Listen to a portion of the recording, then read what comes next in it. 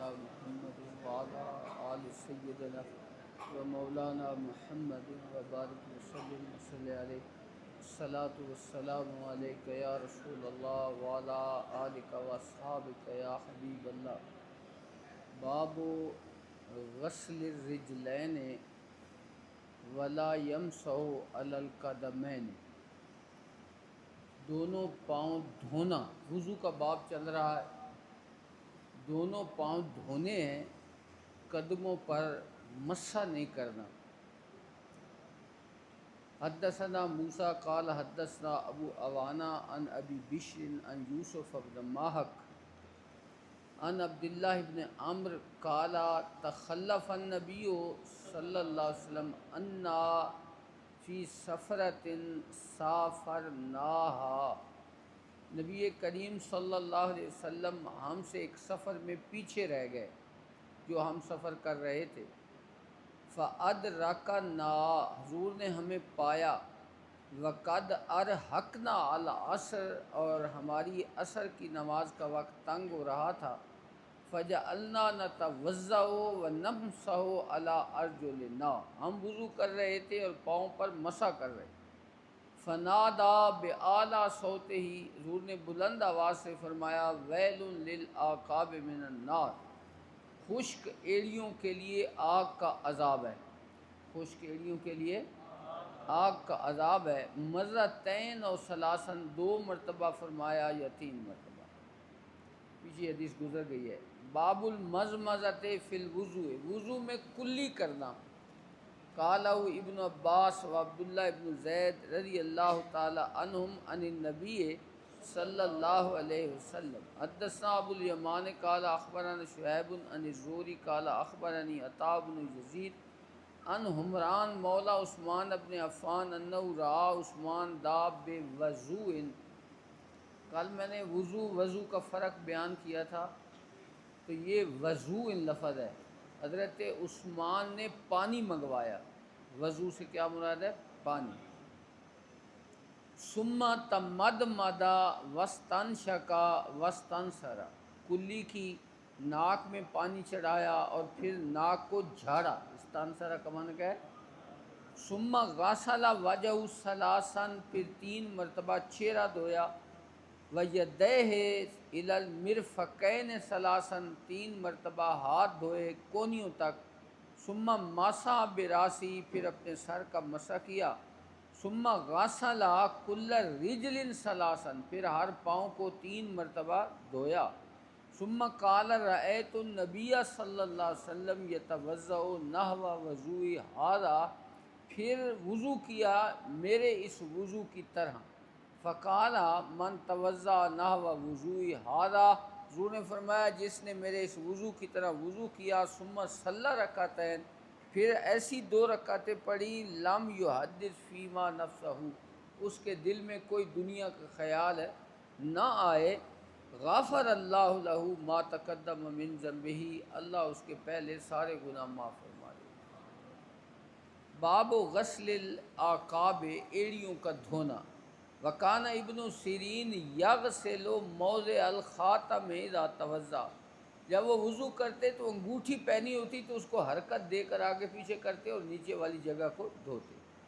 حدثنا آدم ابن ابی ایاس قال حدثنا شعبہ قال حدثنا محمد بن زیاد قال سمعت ابا ہریرہ وکان یمر بنا والناس یتوضؤون فی المطہرۃ، وہ ہمارے پاس سے گزرتے اور لوگ تالاب سے وضو کر رہے ہوتے تھے. فقالا، تو وہ فرماتے تھے اسبغوا الوضوء، وضو کو مکمل کرو. فإن ابا القاسم صلی اللہ علیہ وآلہ وسلم قال ویل للعقاب من النار، خشک ایڑیوں کے لیے آگ کا عذاب ہے. باب غسل الرجلین فی النعلین ولا یمسح علی النعلین، چپل پہنے ہوئے ہوں اور ان کے اندر ہی پاؤں دھو دیے جائیں تب بھی ٹھیک ہے. لا یمسح علی النعلین، نالین کے اوپر مسح نہ کرے. حدثنا عبداللہ بن یوسف قال اخبرنا مالک عن سعید المقبری عن عبید بن جریج انہ قال لعبداللہ بن عمر یا ابا عبد الرحمن رأیتک تصنع اربا لم ارى احدا من اصحابک یصنعها۔ تو عبداللہ بن عمر سے ایک بندہ کہنے لگا حضرت آپ 4 کام ایسے کرتے ہیں جو دوسرے صحابہ نہیں کرتے۔ حضرت عبداللہ بن عمر 4 کام ایسے کرتے ہیں جو دوسرے صحابہ نہیں کرتے۔ کون کون سے؟ قال وما ہی ابن جریج، اے ابن جریج وہ کون سے 4 کام تو نے دیکھے ہیں جو میں کرتا ہوں باقی نہیں کرتے؟ قال رأیتک لا تمس من الارکان الا الیمانیین۔ پہلا کام یہ ہے کہ تم صرف کعبے کے 2 کونوں کو استلام کرتے ہو، یمانیین یمنی کونوں کو استلام کرتے ہو، یعنی حجر اسود سے پہلے جو کونا آتا ہے اس کو اور حجر اسود کو۔ ورأیتک تلبس النعال السبتیہ، اور میں نے دیکھا ہے تم ایسے جوتے پہنتے ہو جن کے اوپر بال نہیں ہوتے۔ سبتیہ ان بالوں کو، ان جوتوں کو کہتے ہیں جن کے اوپر بال نہیں ہوتے۔ ورأیتک تصبغ بالصفرہ، تم زردی سے اپنی داڑھی رنگتے ہو، مہندی لگاتے تھے۔ ورأیتک اذا کنت بمکہ اہل الناس اذا رأوا الہلال، لوگ حج کا جب چاند طلوع ہوتا ہے تو اسی وقت احرام باندھ لیتے، حج کا اسی وقت احرام باندھ لیتے ہیں، تلبیہ کہنا شروع کر دیتے ہیں۔ وَلَمْ تُحِلَّ أَنْتَ، لیکن تم ایسا نہیں کرتے۔ حتیٰ کان یوم الترویہ، تم اس دن احرام باندھتے ہو جب 8ویں کا دن ہوتا ہے۔ لوگ یکم ذوالحجہ سے باندھ لیتے ہیں اور تم 8ویں کے دن۔ یوم الترویہ سے مراد 8 ذی الحجہ۔ قال عبداللہ، اب حضرت عبداللہ کا جواب سنیں۔ انہوں نے فرمایا اما الارکان، میں جو 2 یمنی کونوں کو سلام کرتا ہوں نا، فإنی لم ارى رسول اللہ یمس الا الیمانیین، میں نے حضور کو صرف انہی 2 کونوں کو چھوتے ہوئے دیکھا تھا، اس لیے میں بھی انہیں استلام کرتا ہوں۔ وَأَمَّا النِّعَالُ السِّبْتِيَّةُ، باقی جو میں ایسے جوتے پہنتا ہوں جس کے اوپر بال نہیں ہوتے، فإنی رأیت رسول اللہ صلی اللہ علیہ وسلم یلبس النعال، حضور ایسے جوتے پہنتے تھے التی لیس فیہا شعر، جن کے اوپر بال نہیں ہوتے تھے، ویتوضأ فیہا، اور حضور میں وضو فرماتے۔ فانا احب ان البسا، اس لیے میں بھی پسند کرتا ہوں کہ میں ایسے جوتے پہنوں۔ وَأَمَّا الصُّفْرَةُ فَإِنِّي رَأَيْتُ رَسُولَ اللَّهِ صلی اللہ علیہ وسلم يَصْبَغُ بِهَا، حضور بھی یہ رنگ لگاتے تھے اس لیے میں لگاتا ہوں۔ فَأَنَا أُحِبُّ أَنْ أَصْبَغَ بِهَا۔ وَأَمَّا الْإِحْلَالُ، وہ جو احرام باندھ رہا ہے، فَإِنِّي لَمْ أَرَ رَسُولَ اللَّهِ صلی اللہ علیہ وسلم يَحِلُّ حَتَّى تَنبَعِثَ بِهِ رَاحِلَتُهُ، میں نے حضور کو تلبیہ کہتے نہیں دیکھا یہاں تک کہ حضور نے بیدا کے مقام پر احرام باندھا اور اونٹنی پر سوار ہوئے، اور جب اونٹنی کھڑی ہوئی تو حضور نے اس وقت تلبیہ کہا تھا، اور وہ 8 ذی الحجہ تھی، اس وجہ سے میں 8 ذی الحجہ، تو میں سارے کام وہی کرتا ہوں جو میں نے اللہ کے رسول کو کرتے ہیں۔ باب التیمم فی الوضوء والغسل، وضو کرتے وقت پہلے دائیں اعضاء کو دھونا چاہیے، اسی طرح غسل کرتے وقت بھی دائیں اعضاء کو پہلے دھونا چاہیے، یہی سنت ہے۔ حدثنا مسدد قال حدثنا اسماعیل قال حدثنا خالد عن حفصہ بنت سیرین عن ام عطیہ قالت قال النبی صلی اللہ علیہ وسلم نہن فی غسل ابنتہ، عورتیں حضور کی صاحبزادی حضرت زینب کو غسل دے رہی تھی، وہ فوت ہو گئی تھی، حضرت زینب فوت ہو گئی تو عورتیں ان کو غسل دے رہی تھی، تو حضور نے فرمایا ابدان بمیامنہا و مواضع الوضوء، ان کی دائیں طرف سے شروع کرو، غسل دینا ان کے دائیں طرف سے شروع کرو، اور وضو والے اعضاء سے شروع کرو۔ کس سے شروع کرو؟ تو وہ کیا سب سے پہلے وضو میں کیا دھویا جاتا ہے؟ میت کو غسل دیتے وقت اس کا منہ پہلے دھویا جاتا ہے۔ یہ ہاتھ ہمارے ہاں دھوتے ہیں، لیکن حقیقت میں ہاتھ پہلے، ہم جب زندہ ہیں وضو کرتے ہیں تو ہم پہلے ہاتھ دھوتے ہیں، کیونکہ یہ ہمارے وضو کا آلہ ہے، اس لیے پہلے ان کو دھویا جاتا ہے، ورنہ پہلے منہ دھویا جاتا ہے مردے کا، سمجھے نا؟ عام طور پر ہمارے ہاں بھی غسل دیتے وقت پہلے مردے کے ہاتھ دھوتے ہیں، لیکن منع ہم نہیں کرتے، چلو ٹھیک ہے چل رہا ہے صحیح ہے۔ اسی طرح اس کو کلی کراتے ہیں، وہ کلی کا بھی مکلف نہیں ہوتا۔ اسی طرح ناک میں بھی اس کو پانی چڑھاتے ہیں، وہ بھی نہیں ہوتا اس کا منہ۔ اس وجہ سے پہلے اس کا منہ دھونا چاہیے، اس کا کیا ہے۔ لیکن اگر یہ سلسلہ لوگ اس طرح کرتے ہیں تو رہنے دے، ان کو منع نہیں کرنا، ورنہ وہ کہیں گے یہ نیا مولوی پڑھ کر آ گیا۔ تو اس وجہ سے میں نے اس دن کہا تھا کہ بعض اعمال افضل ہوتے ہیں، بعض فاضل ہوتے ہیں۔ لوگ فاضل پہ عمل کر رہے ہوں تو پھر ان کو رہنے دیں، آپ منع نہ کریں ورنہ انتشار پیدا ہو جائے گا۔ اس حکمت کے تحت علماء منع نہیں کرتے، پر ٹھیک ہے چل رہا ہے۔ تو پرانے حفاظ کرام اور مسجدوں کے امام لوگوں کو غسل دیتے تھے، وہ ابھی تک اسی طرح لوگوں نے پکایا ہوا ہے، اسی کے مطابق کرتے ہیں، تو اس لیے ہم بھی منع نہیں کرتے، ٹھیک ہے۔ ویسے پہلے منہ دھونا چاہیے۔ حدثنا حافظ بن عمر قال حدثنا شعبہ قال اخبرنی اشعث بن سلیم قال سمعت ابی عن مسروق عن عائشہ قالت کان النبی صلی اللہ علیہ وسلم یعجبہ التیمم فی تناولہ وترجلہ وطہورہ وفی شان کلہ۔ حضور نبی کریم صلی اللہ علیہ وسلم جوتا پہننے میں بھی دائیں طرف کو پسند کرتے تھے، کہ پہلے جوتا پہنتے وقت دایاں پاؤں پہننا چاہیے۔ ترجلی کنگھی کرنا، پہلے کنگھی دائیں جانب پہ کرنی چاہیے۔ وطہورہ ہی، اسی طرح طہارت میں بھی پہلے دائیں طرف کو دھوتے تھے۔ وفی شان کلے، ہر اچھا کام جو ہے وہ دائیں طرف سے شروع کرنا ہے۔ باب التماس الوضوء اذا حانت الصلاۃ، جب نماز کا وقت ہو جائے تو پانی تلاش کرنا چاہیے وضو کے لیے۔ وقالت عائشہ حضرت صبح، صبح کی نماز کا وقت ہو گیا، فالتمس الماء، پانی تلاش کیا گیا، فلم یوجد، تو پانی نہ ملا، فنزل التیمم، تو اللہ نے تیمم کا حکم نازل کر دیا۔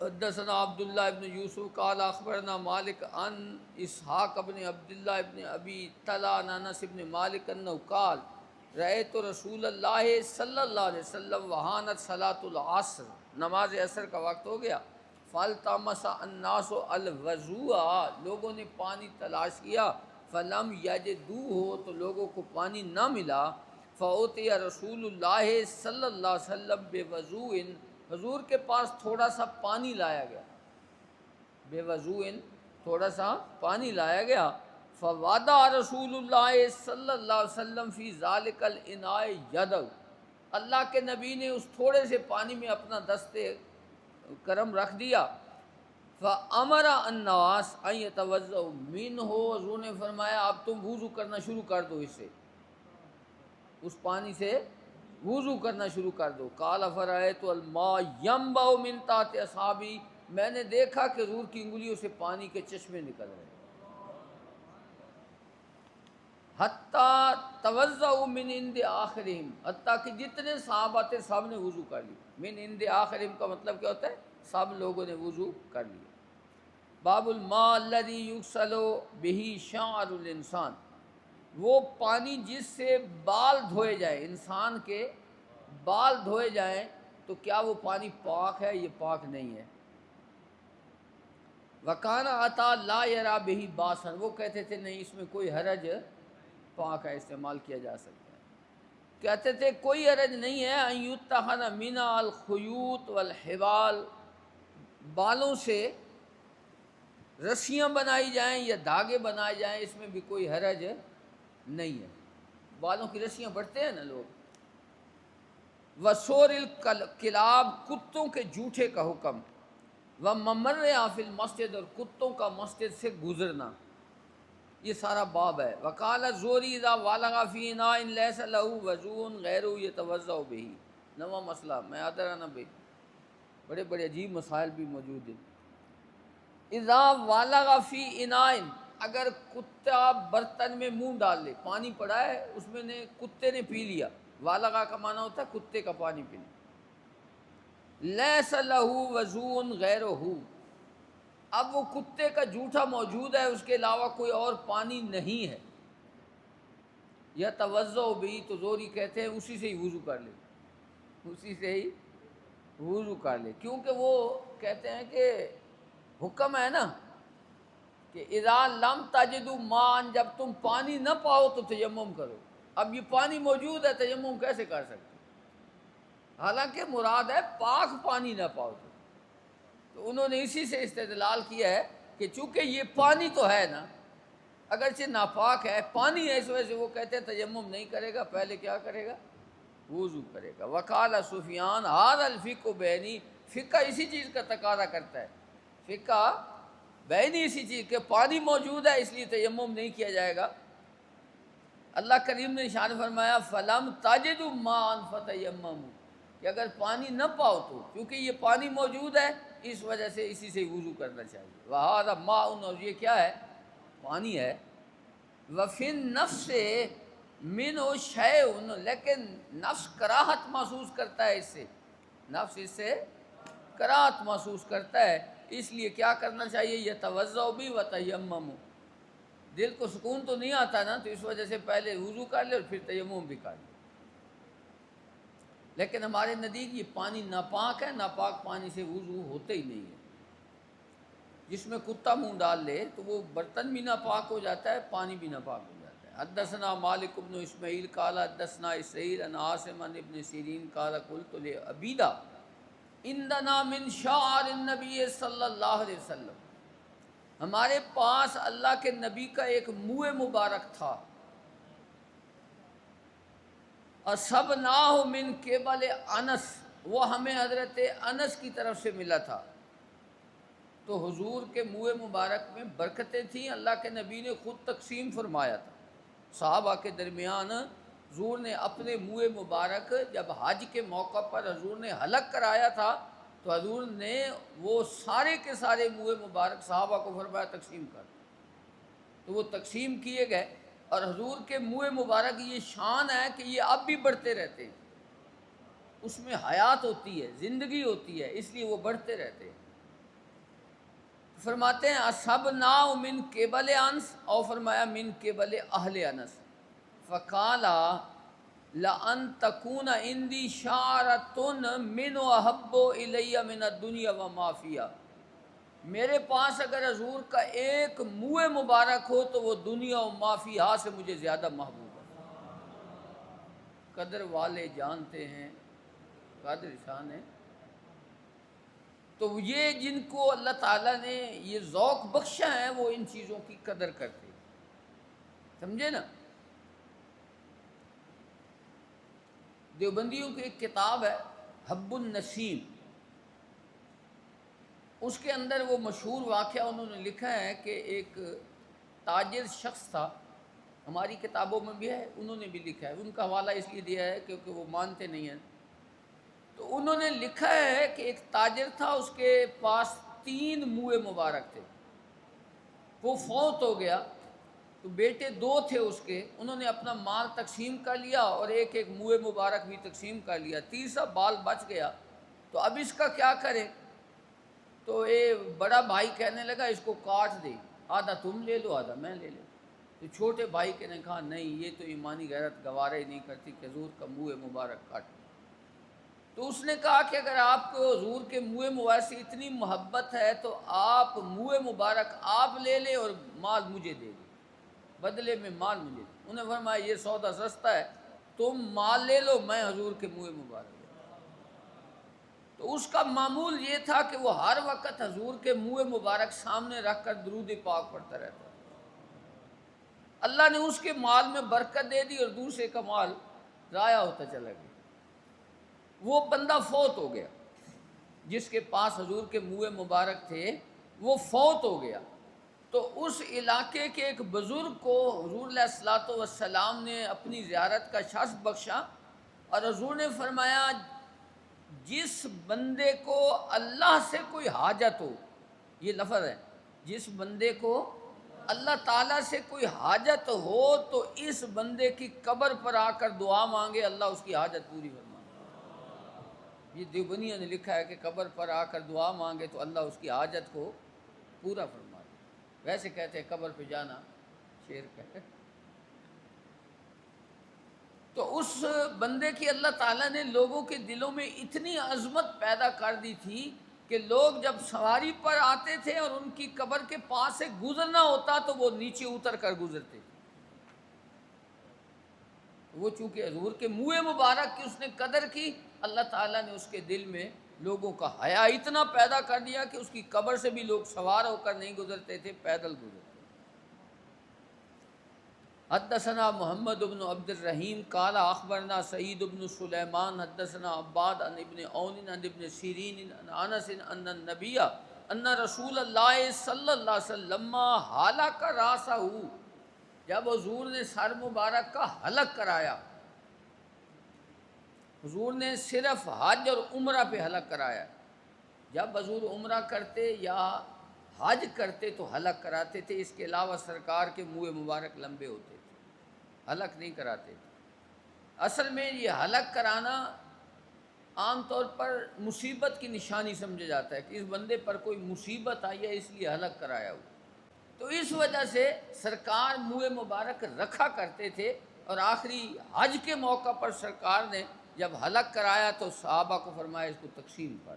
اس کا مطلب ہے حضور بھی نے خود ہی گویا بیان فرمایا کہ ان میں برکت ہے.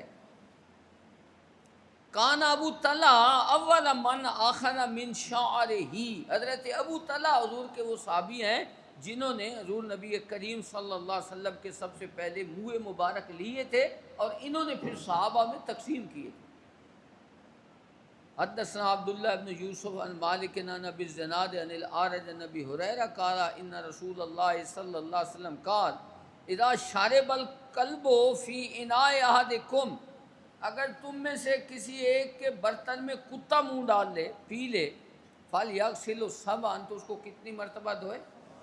7 مرتبہ دھوئے. 1 مرتبہ مٹی کے ساتھ دھوئے اور 6 مرتبہ ویسے دھوئے. تو 3 مرتبہ دھونے سے بھی برتن پاک ہو جاتا ہے. 3 مرتبہ دھونے سے برتن پاک.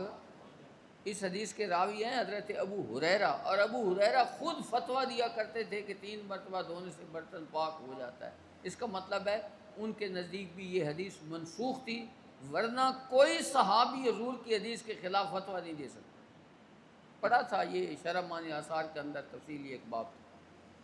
حدثنا اسحاق اخبرنا عبد الصمد حدثنا عبد الرحمن ابن عبداللہ ابن دینار سمیت ابی عن ابی صالح عن ابی ہریرہ عن النبی صلی اللہ علیہ وسلم ان رجلا را کلبا یاکل الثری من العطش، ایک آدمی نے دیکھا کہ کتا گیلی مٹی چاٹ رہا ہے پیاس کی وجہ سے.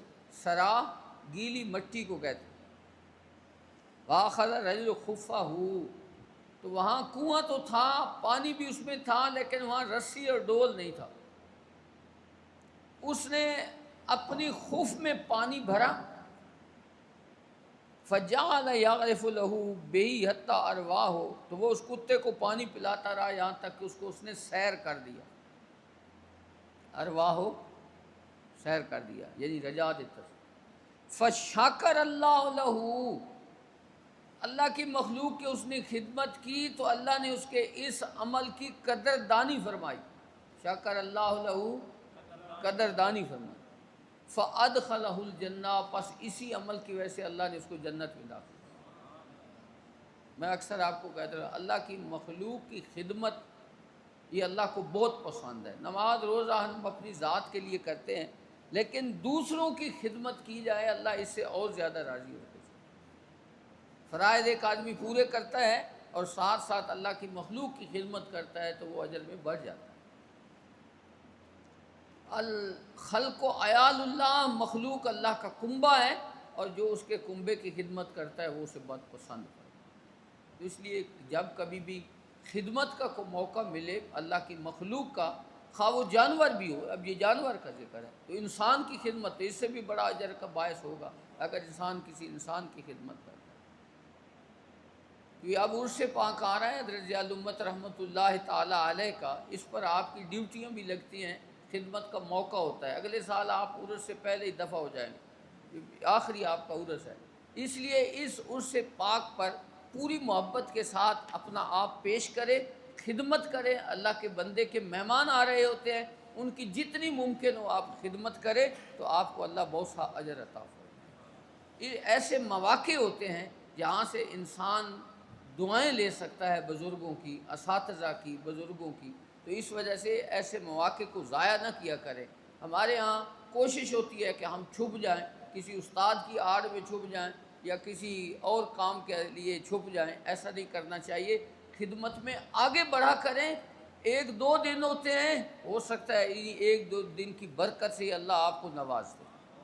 اس لیے اللہ کی مخلوق کی خدمت کرنی ہے. مہمان آتے ہیں، ان کی خدمت بہت اچھا اجر کا باعث ہوتا ہے. وقال احمد بن شبیب حدثنا ابی عن یونس عن ابن شہاب قال حدثنی حمزۃ بن عبد اللہ عن ابی قال کانت الکلاب التبول، کتے پیشاب کرتے تھے. بالا یبولو، پیشاب کرنا. وتقبل وتدبر فی المسجد، سے مسجد میں آتے جاتے رہتے تھے. فی زمان رسول اللہ ولم یکون یرشون شیئا من ذالک، اور صحابہ اس کو دھوتے نہیں تھے، مسجد کو دھوتے نہیں تھے. تو امام بخاری کو استدلال کر رہے ہیں کہ کتے کا جوٹا پاک ہے. کتے کا جوٹا کیا ہے؟ کہ ان کا لعاب مسجد میں جو آتے جاتے تھے تو ان کا لعاب گرتا ہوگا، صحابہ دھوتے نہیں تھے، گویا کہ وہ کیا ہے؟ پاک ہے. لیکن یہ آج بھی کوئی کتے کو اندر داخل نہیں ہونے دیتا مسجد میں، تو حضور کے زمانے میں کیسے لوگ داخل؟ اس لیے یہ کوئی استدلال امام بخاری کا ٹھیک نہیں ہے. علماء نے اس پہ اعتراض کیا. حدثنا حافظ بن عمر قال حدثنا شعبہ عن ابن ابی الصفر عن الشعبی عن عدی بن حاتم قال سألت النبی صلی اللہ علیہ وسلم قال اذا ارسلت کلبک المعلم فقتل فقل. یہ پیچھے بھی حدیث گزری ہے. عدی بن حاتم یہ حضور کے وہ صحابی ہیں جو شکار کرتے تھے، شکاری کتوں کے ساتھ شکار کرتے تھے. تو انہوں نے مسئلہ پوچھا تھا کہ حضور میں اپنا کتا چھوڑتا ہوں اور اس پہ بسم اللہ اللہ اکبر کہہ کر چھوڑتا ہوں، لیکن اس کے ساتھ شکار میں ایک اور کتا شریک ہو جاتا ہے جس پہ بسم اللہ نہیں پڑی گئی. اب مجھے پتہ نہیں ہے کہ کس کتے نے شکار کو پکڑا ہے، میرے کتے نے یا دوسرے نے. وہ مر چکا ہے پہلے ان کے پہنچنے سے پہلے. تو حضور نے فرمایا پھر نہ کھاؤ. پھر کیا ہے؟ لیکن اگر تمہیں یقین ہے کہ تمہارے کتے نے پکڑا ہے تو پھر اس کو تمہارے مرنے سے پہلے اگر وہ جانور فوت ہو گیا ہو، مر گیا ہو، تو پھر اس کا کھانا جائز ہے، وہ حلال شمار ہو. اس کو کہتے ہیں ذبح استراج. اس کو کیا کہتے ہیں؟ ذبح استراج. فرمایا اذا ارسلت کلبک المعلم، اگر تو سکھایا ہوا کتا، سدھایا ہوا کتا چھوڑتا ہے، فقاتل، اور وہ اس شکار کو کیا کر دیتا ہے؟ مار ڈالتا ہے. فقل، تو اس کو کھاؤ. وَإِذَا عَقَلَ فَلَا تَأْكُلْ، لیکن اگر وہ کتا خود کھانا شروع کر دیتا ہے تو پھر اس جانور کو نہ کھاؤ، کیونکہ اس نے اپنے لیے شکار کیا ہے، تمہارے لیے شکار ہے. اس کا مطلب ہے وہ سدھایا ہوا نہیں ہے، ابھی سکھایا ہوا. تو یہ شکار جو سدھائے ہوئے کتے ہوتے ہیں، سکھائے ہوئے ان کے ساتھ جائز ہے، دوسرے کتوں کے ساتھ جائز نہیں ہوگا. اگر وہ ان کو مار دیں گے تو پھر وہ حلال نہیں ہوگا. فَلَا تَأْكُلْ، اگر وہ خود کھا لے تو پھر تم نہ کھاؤ. فَإِنَّمَا أَمْسَكَ وَلَا نَفْسِهِ، کہ اس نے اپنے لیے شکار کیا ہے، تمہارے لیے شکار ہے. یہ جو سکھائے ہوئے کتے ہوتے ہیں کہیں بھی پکڑتے ہیں نا شکار کو، مالک کے پاس لے آتے ہیں. کبھی دیکھا ہے آپ نے؟ بیڑے کم نہ کیتے کو اچھا شکار تو کہہ رہے ہیں ہاں نے دیکھا ہے کہ اچھا کام کیا کرو، برے کام نہیں کیا کرو. اچھا جی. کل تو ارسلو قلبی فاجد معه قلبا آخر، ضرور میں اپنا کتا چھوڑتا ہوں اور اس کے ساتھ دوسرا کتا بھی شریک ہو جاتا ہے، قلبا آخر. قال فلا تاکل، تو پھر اس کو تمہیں پتہ نہیں ہے نا کہ کس کتے نے شکار کیا ہے، ہو سکتا ہے تمہارے نے کیا ہو سکتا ہے تو اس لیے شبہ آ گیا، تو اس وجہ سے فرمایا نہ کھاؤ. فإنما سمیت علی قلب، کیونکہ تو نے اپنے کتے پر بسم اللہ پڑھی تھی، ولم تسمی علی قلب آخر، دوسرے پر بسم اللہ نہیں پڑھی. تو کتے کو چھوڑتے وقت جب اس کی وہ ڈور نکالتے ہیں نا تو اس وقت پڑھنا چاہیے بسم اللہ اللہ اکبر. تو اگر وہ مار ڈالے گا اس کو تو وہ حلال ہو جائے گا. باب من لم یرا الوضوء الا من المخرجین. بعض علماء کہتے ہیں کہ وضو صرف شرمگاہ سے کوئی چیز نکلے تو وضو ٹوٹتا ہے، باقی جسم سے خون پیپ نکلے تو وضو نہیں ٹوٹتا. اسی سے امام بخاری استدلال کر رہے ہیں. باب من لم یرا الوضوء، جو وضو نہیں دیکھتے، یعنی وضو کرنا لازم نہیں سمجھتے، الا من المخرجین، مگر شرمگاہ سے کوئی چیز نکلے تو پھر وضو ٹوٹے گا، من القبل والدبر، آگے اور پیچھے کی شرمگاہ سے، وقول اللہ تعالی جاء احد منکم من الغائط، وقال عطا فی من یخرج من دبرہ الدود، دودھ سے مراد کیڑا، دودھ سے مراد کیا ہے؟ دودھ نہ ترجمہ کر دیا ہے، کیڑا مراد ہے۔ اگر شرمگاہ سے کیڑا نکلے، او من ذکر ہی نحو الکملۃ، یا جس طرح شرم آگے والی شرمگاہ سے اگر جوں نکلے، کملا جوں، یعید الوضوء، تو وہ دوبارہ وضو کرے، وہ کیا کرے؟ کیونکہ شرمگاہ سے کوئی چیز بھی وہ نکلے تو وہ کہتے ہیں وضو ٹوٹ جائے۔ وقال جابر بن عبداللہ، جابر بن عبداللہ کہتے ہیں اذا ضاحک فی الصلاۃ، اگر کوئی شخص نماز میں ہنسے، اعاد الصلاۃ، تو وہ بھی نماز کو کیا کرے؟ دوبارہ پڑھے، ولم یعید الوضوء، لیکن وضو کا اعادہ نہ کرے۔ تو ہنسنے کی تین صورتیں علماء نے بیان فرمائی ہیں۔ ایک ہوتا ہے صرف مسکرانا، آواز نہیں نکلتی، اس سے تو کچھ بھی نہیں ہوتا، نماز بھی نہیں ٹوٹتی، وضو بھی نہیں۔ ایک ہوتا ہے کہ آپ اتنی مقدار میں ہنسے ہیں کہ قریب والے نے سن لیا ہے، قریب والے نے تمہارا ہنسا سن لیا ہے، تو پھر آپ کی نماز ٹوٹ جائے گی، وضو قائم ہے۔ تیسری صورت ہے نماز کے اندر قہقہ لگا کر ہنسنا، اس صورت میں وضو بھی ٹوٹ جائے گا نماز میں، ٹھیک ہے نا؟ فقال الحسن ان اخذ من شعری واظفاری، کسی نے وضو کیا ہوا ہے، وضو کرنے کے بعد بال کٹوائے یا ناخن کٹوائے، او خالا خفے، یا اپنی خفین کو اتارا، پہلے خفین پہنے ہوئے تھے، اس پہ مسح کر کے اس نے وضو مکمل کر لیا، پھر اس نے خفین، ولا وضو علیہ، تو اس پر دوبارہ وضو کرنا لازم نہیں ہے، وہ پہلا وضو کافی ہے۔ وقال ابو ہریرہ لا وضوء الا من حدث، وضو کس وجہ سے کیا جائے گا؟ جب حدث لائق ہو۔ وَيُذْكَرُ عَنْ جَابِرٍ أَنَّ النَّبِيَّ صلی اللہ علیہ وسلم كَانَ فِي غَزْوَةِ ذَاتِ الرِّقَاءِ، ذات الرقاع اس غزوے کو کہتے ہیں، صحابہ کہتے ہیں ہمارے پاؤں پھٹ گئے تھے، اتنے چلتے رہے ہم کہ ہمارے پاؤں پھٹ گئے تھے، ہم نے اپنے پاؤں پہ کپڑے باندھے ہوئے تھے، چیتھڑے باندھے ہوئے تھے، اس لیے اس غزوے کو غزوۃ الرقاع کہتے ہیں۔ فرما رجل بسہم فنزفه الدم، ایک آدمی نے تیر مارا اور اس بندے کا خون بہنے لگا، فرکع وسجد ومضى فی صلاتی، انہیں رکوع کیا، سجدہ کیا اور نماز جاری رکھی۔ اس سے امام بخاری استدلال کر رہے ہیں کہ اگر جسم سے خون نکلے تو وضو نہیں ٹوٹتا، لیکن ہمارے نزدیک وضو ٹوٹ جاتا ہے، پیپ نکلے، خون نکلے جسم سے تو وضو ٹوٹ جاتا ہے، ہمارے نزدیک، ان کے نزدیک نہیں ٹوٹتا۔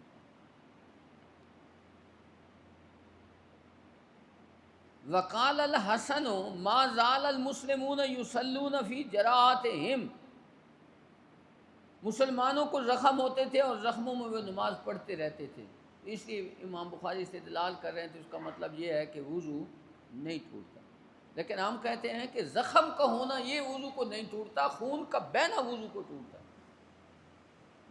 صرف زخم ہو، اس پہ مثلا پٹی باندھی ہوئی ہو یا پٹی بھی نہ باندھی ہو، خون نہ بہہ رہا ہو تو نماز پڑھی جا سکتی ہے۔ خون کا بہنا، پیپ کا نکلنا، وہ وضو کو توڑ دیتا ہے۔ آپ نے پڑھا تھا کہ اگر خون نکلے اور اپنی جگہ پہ ٹھہرا رہے، تجاوز نہ کرے اپنی جگہ سے، تو پھر بھی وضو نہیں ٹوٹتا، پڑھا ہوا ہے یہ مسئلہ۔ وقال طاؤس و محمد بن علی و عطا و اہل الحجاز لیس فی الدم وضوء، یہ سارے علماء کہتے ہیں کہ خون نکلنے میں وضو نہیں ہے، لیکن ہمارے نزدیک وضو ہے، خون وضو ٹوٹ جائے گا، یہ آگے کتاب الحیض کے اندر حدیث آئے گی۔ وآثر ابن عمر بصرتن، ابن عمر نے اپنی پھنسی کو نچوڑا، اپنی پھنسی کو، بصرہ پھنسی، فخرج منہ الدم ولم یتم، خون نکلا لیکن انہوں نے وضو نہیں کیا۔ تو ہو سکتا ہے کہ وضو وہ خون اپنی جگہ پر ہی قائم رہا ہو اور بہا، جب تک بہے گا نہیں تو وضو نہیں ٹوٹے گا، تو اس وجہ سے اس سے بھی استدلال نہیں ہو سکتا۔ بعض علماء نے کہا ہے کہ اگر خون خود بہہ جائے تو وضو ٹوٹ جاتا ہے، اگر خود بہایا جائے جس طرح انہوں نے نچوڑا ہے اس سے وضو نہیں ٹوٹتا، لیکن یہ درست نہیں ہے، علامہ عینی نے اس کا رد کیا ہے۔ وَبَارَكَ ابن ابی اوفا وما مدا فی صلاتہ، ابن ابی اوفا نے تھوک ڈالی، تھوک دیا اور اس کے اندر خون تھا تو انہوں نے پھر بھی نماز جاری رکھی۔ تو اس میں بھی آپ نے مسئلہ نزاع میں پڑھا تھا کہ اگر تھوک پر خون غالب آ جائے تو وضو ٹوٹ جائے گا، اگر تھوک غالب ہے خون کم ہے تو پھر وضو نہیں ٹوٹے۔ وقال ابن عمر والحسن فی من یحتاجم، جو پچھنے لگواتا ہے اس کے بارے میں، لیسا علیہ الا غسل محاجمی، اس پر کوئی چیز واجب نہیں ہے مگر اپنے اس جگہ کو جہاں سے اس نے پچھنے لگوائے ہیں اس جگہ کا دھونا۔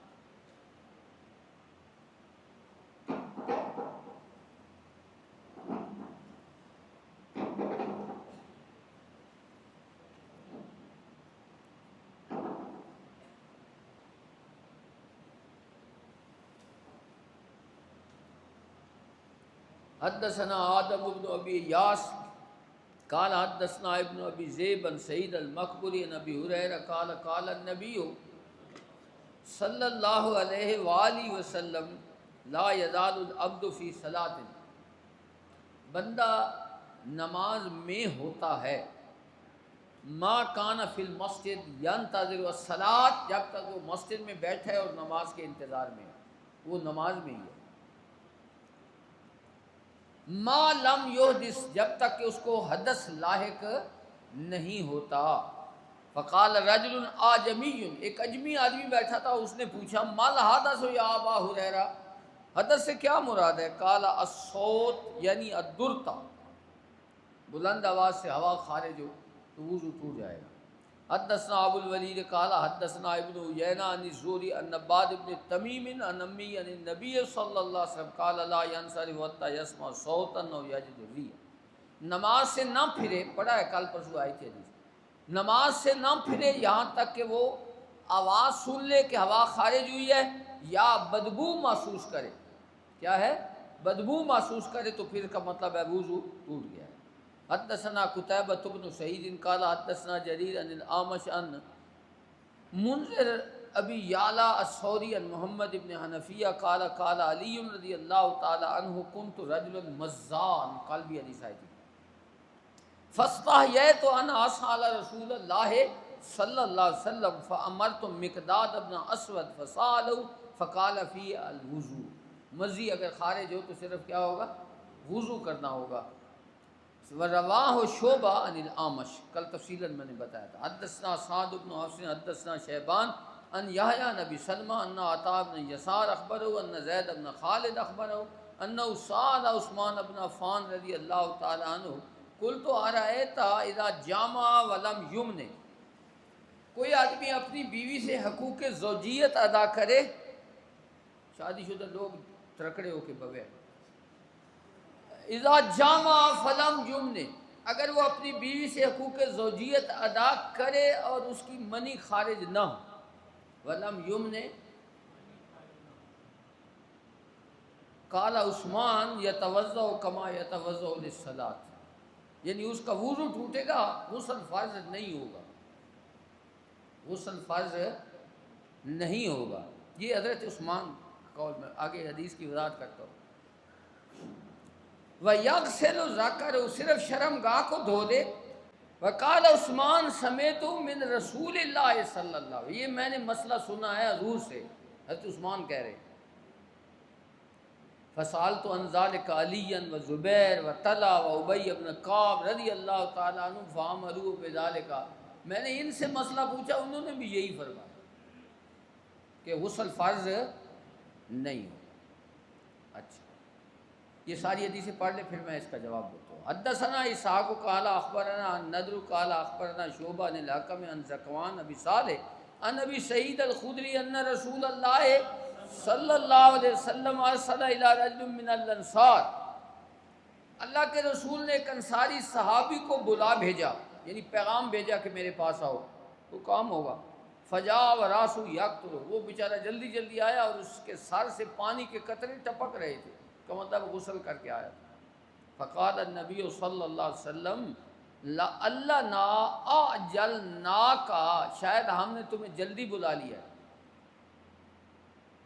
قال نعم، اس نے کہا ہاں، میں تو بڑے خاص کام میں مصروف ہوں۔ فقال رسول اللہ صلی اللہ علیہ وسلم، اللہ کے رسول نے فرمایا اذا او جلتا او کوہتا، اس کا معنی بھی وہی ہے کہ اگر تمہیں جلدی بلا لیا جائے فعلیک الوضو، تو تیرے اوپر کیا لازم ہے، یعنی ابھی جماع میں تم مصروف تھے اور تمہیں بلا لیا گیا، فعلیک الوضو، تو تجھ پر صرف کیا ہے، وضو ہے، غسل فرض نہیں ہے۔ تابع وهب قال حدثنا شعبہ قال ابو عبد اللہ ولم یقل غندر و یحییٰ عن شعبہ کہ الوضو، انہوں نے اس کا وضو کا ذکر ہی نہیں کیا۔ تو اس کا جواب یہ ہے ان تینوں حدیثوں کا، میں نے کہا ہے کہ ہمارے نزدیک غسل واجب ہو جائے گا۔ غسل کیا ہے، اذا التقى الختان والختان فقد وجب الغسل، حدیث آپ نے پڑھی تھی شرح معانی الاثار میں، کہ جب شرمگاہ سے شرمگاہ مل جائے، یعنی مرد کا اعلی تناسل داخل ہو جائے گا، حشفہ چھپ جائے گا، تو اس وقت غسل واجب ہو جائے گا، اگرچہ انزال نہ بھی ہو، اگرچہ انزال، یعنی اذا التقى الختان والختان کا مطلب یہ ہے کہ شرمگاہ جب دوسری شرمگاہ میں داخل ہو جائے گی تو غسل کیا ہو جائے گا، واجب ہو جائے گا۔ اور اسی پر صحابہ کا اجماع ہوا تھا، حضرت عمر رضی اللہ تعالی عنہ نے صحابہ کو جمع کیا تھا اور اسی پر طے ہوا تھا، کیونکہ حضرت عائشہ اس حدیث کی راوی ہیں، وہ بیان فرماتی ہیں حضرت عمر نے کہا تھا آئندہ اگر کوئی شخص اس حالت میں بیوی کو چھوڑ دے گا اور غسل نہیں کرے گا تو میں اس کو سزا دوں گا۔ بس اب اجماع ہو گیا ہے کہ جو اس ایسی کیفیت ہوگی تو اس پہ غسل کرنا کیا ہو جائے گا، واجب ہو جائے گا۔ اذا التقى الختان والختان فقد وجب الغسل، اس حدیث کی وجہ سے غسل واجب ہے۔